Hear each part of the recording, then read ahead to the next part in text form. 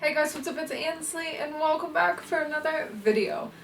Today, guys, oh my gosh, today it is one of those days. It is cold and chilly. It is raining. I don't know if you can hear it. ASMR? Probably not. But just know in your heart it's raining. And so I've gotten some tea. I am bundled up. My witch hair is in full effect today. Today I want to talk all about doing low energy witchcraft or low energy spiritual practices. Even if you're not a witch, you can do these as well. For those that are just tired. Let's be honest, it is hard to have energy in this day and age to do all the things we want to do, especially when it comes to our practices or our craft. And that's without adding any mental health struggles you may be going through, burnout, any chronic fatigue or illness or anything like that that you deal with. There are so many things that can just keep our energy so exhausted and make it so hard to feel like we can connect with our craft. But I am here to let you know you don't need to do all these big crazy rituals or anything like that to do your craft. Your craft or your spiritual practice, your faith, whatever it is you're wanting to put energy into is what you make it. I know everyone does it differently, but for me it's all about intention. And so when you activate your intention into the little boring things you can do in your day, little things in so many ways that are actually big energetically that don't take a lot from you. You guys know I don't shy away from mental health on this channel, and I have regularly talked about my own struggles with my mental health stuff, and I've also developed a lot of chronic issues in other ways. These are some ways that have helped me in times where it's just been really hard, and I hope that they can help you as well. Okay, so these first few ones are kind of going to be rapid fire ones because I have addressed them in my other low energy video, but I will link that video if you want to learn more about them. But these are quick ones that you've probably seen online, but they're still worth mentioning. One of the most popular ones that I've done myself and I still do every day is stirring intention into your drink. Stir counterclockwise to banish something or stir clockwise to bring something in. This is all about intention. Once again, you're going to hear this a lot because these are all intention based. When you drink this, then it helps to bring that energy into your body or flush it out. Another great one is you're often connecting with a lot of energies and you don't even know it throughout the day, especially when you are cooking. There's so many different herbs and seasonings and all kinds of stuff that you use. If you just take time to acknowledge these energies and focus on their meaning and what they're bringing to your dish, you can season in all kinds of different flavors of energy as well. This could be like adding a sprinkle of basil for protection, putting sage in there for cleansing, cinnamon for abundance, whatever you're using. There's so many different ways to just put that energy in there. This is the same thing for tea as well. It could be mint for calming, lavender for relaxation, rose for self-love or passion. All these things carry different energies. A simple way to just add it to your drink and add it to your space that way. Another good one is a daily power word. This is one that has become important to me. Basically, it's like setting a mantra for the day. Like when you meditate, you usually have a frequency, a word that you use to come back to. Obviously, the stereotypical one for meditation is often Om, but you can do this in your own way as well and set a power word for the day. It can serve the same purpose of bringing you back to the moment, helping you to reconnect with yourself, helping to focus your thoughts, focus your energy, but it can also be to empower you or to help you feel more relaxed or whatever kind of energy you're looking for. It just has to be a word that means something to you. Say my power word for the day was positivity.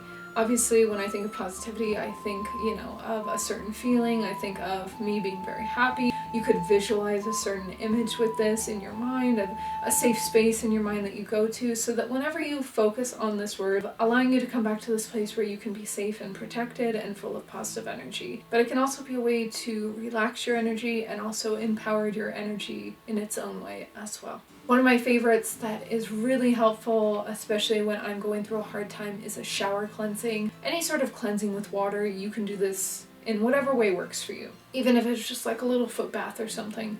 This is just a good way to wash off energy of the day. So instead of doing a whole big cleansing, just take some time to set that intention in your shower to have that energy wash off of you, Of course, you can do it the other way around, where you have the energy rain something upon you, which could be positivity or abundance, whatever else. But I mostly use it for washing away the energy of the day. It is a good way to just let it all go and clear energy before you go to bed or before you move on with your day, just feeling a little bit more refreshed without carrying any of that extra energy. Of course, if you're spiritual or have any sort of energetic jewelry or anything you wear, pendant or anything that has meaning to you, go ahead and throw that on. Another easy way, you don't really have to think about it too much, of just adding energy to your day. If it's a crystal or a pendant or some sort of symbol that means something to you, you're already adding energy to your energy field that way, and it can help to protect you, keep negative energy away, bring positivity, whatever else. The next one is doing mirror affirmations. This is a beautiful practice for doing some extra self-love and just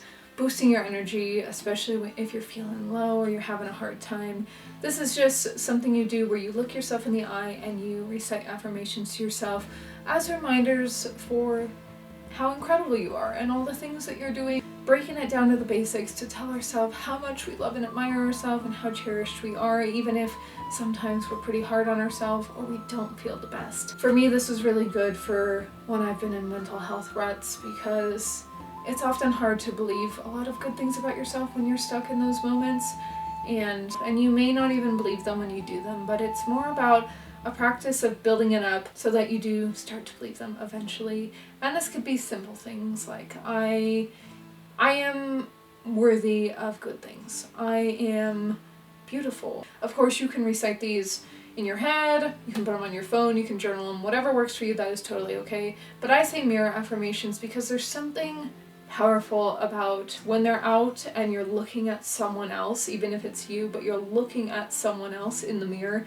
It makes it feel more real and it helps it to stick more. Of course, you can also do it with your phone screen or your camera if you are unable to get up. The next one is probably my favorite, and it is a candle ritual, but not really, because it's not a whole big production, but it's more about lighting a candle for yourself. In times where I've been struggling, it can be hard to find good things about yourself, and it can be hard to have the energy to want to find those things, even if they are there. Lighting a candle for myself has been so helpful for not only grounding myself, but also helping me to calm my mind, ease my energy a bit, and reconnect with myself in a self-love kind of practice. Because in times when I've been funky, as I'm sure many of you have experienced, we lose or can lose a lot of self-worth, and we can get pretty hard on ourselves for not being able to do all the things that we want to do, or just feeling like we're being lazy. Sometimes the best thing to do for that is just to take time to instead focus on the things that we can honor about ourselves.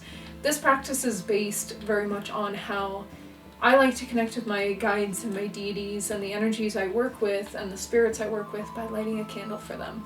And so I treat this practice as such, but for myself as well. And I do this by lighting this candle and dedicating it to me, and talking to myself just as I would with the other energies that I often honor with candles as well. This could be just saying thank you for all that you do for me. Thank you for taking care of me. Thank you for trying hard every day. Thank you for doing your best every day. You know, something like that, where it's just getting down to the nitty-gritty, raw details of it all, of just knowing that you don't have to do a whole lot in the eyes of the world in order to be doing a lot for yourself, and a lot each day, and trying each day. It's a lot of times when we're going through funky things, it can make us feel very out of body, and when we're stressed or we're feeling down, we can feel very out of body too. So this is just kind of bringing us back, tethering us back to something. And if you don't have a candle, that is okay. Candles are not necessary, okay? I just want to put that out there. You don't need a candle, but if you want to use one, you can. Otherwise, just do the practice without a candle. Okay, the next one is doing... Ooh, it just got real windy for a second. Spooky! Anyway, just got a little excited about the wind there. The next one is for if you want to manifest, but you don't have all the energy to do the whole shebang. I don't blame you. Manifesting can be a lot. The easiest ways that I found to manifest is simply writing down what it is I want to manifest. This could be in a journal or even just on the notes on your phone or anything else where you just write out a sentence saying what you're manifesting. And so I just write down a sentence. It could just be a manifestation for the day. I'm manifesting a peaceful day today. I'm manifesting a productive day.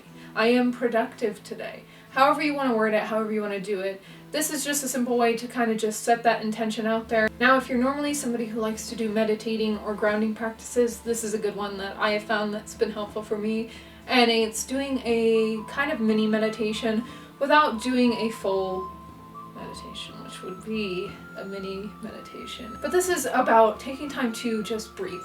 You know, meditating is great, but it can be exhausting and it can be really hard to get into that meditative state of mind when our brain and our body is just feeling off. So for this, I just do breathing exercises. Just take time to breathe in, breathe out. And you can put intention into this as well of breathing in positivity, breathing out the negative. And you don't have to do this for long. You could do this for 10 seconds, 30 seconds, 1 minute, whatever. But this is a good practice that I regularly do throughout the day, especially if I'm feeling overwhelmed. Intentional breathing can really help to regulate our nervous system and just bring us back to the present, especially if we are kind of getting pulled out of our body and getting stuck in our thoughts a little bit or anything else going on. It can just help bring us back and bring us back to that focal point.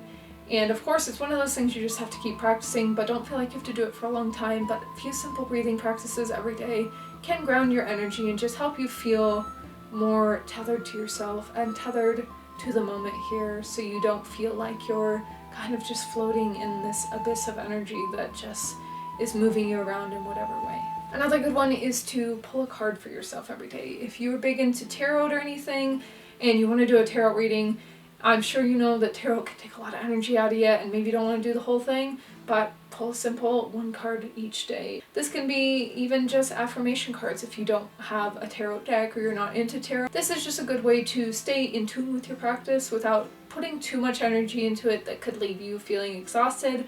And even better, there are many apps out there that allow cards to be pulled digitally that you could also do if you don't have a deck or you don't have the energy to go and sit with your deck.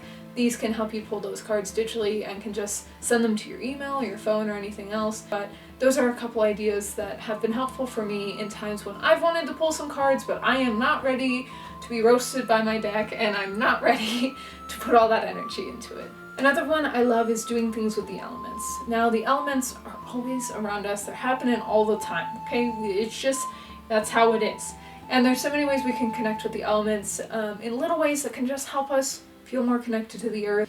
Of course, one of the ways that is most recommended is often getting outside, getting in nature, even if it's just sitting somewhere in nature, out on a deck, in a garden, whatever. Just being outside and listening to the birds and feeling the earth and the sun and all those things can be really helpful to you. But if you're unable to do that, or you are stuck in bed, or you are just overwhelmed, that is okay. You can still connect with the elements as well, because the elements are also around us all the time and also within our homes. So like water, whenever we wash our hands or drink water, we can be connecting with the element of water. When we cook, we can be cooking with the element of fire, and also earth, because we're putting herbs and different ingredients into our food as well. Air, we can use all around us, and we can use our breath. We can also open the windows, or if you have a fan and it's hot, put the fan on and connecting with air that way. But it can also be, spending time with plants. If you have plants in your house or anything, connecting with the plants in there. Or the ground can also be grounding. Even if you're not outside, it can be your floor in your house or anything else. Another good one is connecting with the sun and the moon. It's the same thing of going outside and connecting with it, but also in your house. For the sun, you can go outside and do that, but you could also open the windows and connect with the energy that way. Even if you don't feel the sun on your skin, if you're unable to go out in the sun, you can still connect with it. It's still there, the energy is still here. You can still take some dedicated time to honor it, connect with the deities associated with it, or connect with the energy associated with it as well. The same goes for the moon. If you're normally somebody who wants to do big moon rituals or anything, you can still do moon rituals without it having to be a whole big production, without having to make moon water, without doing a whole journal or setting up a whole altar. And you can do this by simply acknowledging the moon, taking time to acknowledge the energy, acknowledge the moon phase and the energy associated with it, aligning that with your intentions that you do throughout the month for cleansing or release or bringing new things in. But also you can do this if you're able to sit by a window and feel the moonlight. There's so many different ways you can connect with it. Like I said, it's all about becoming more aware and mindful of it, and realizing that it doesn't have to be one way or the other. It doesn't have to be what everybody on social media says to do.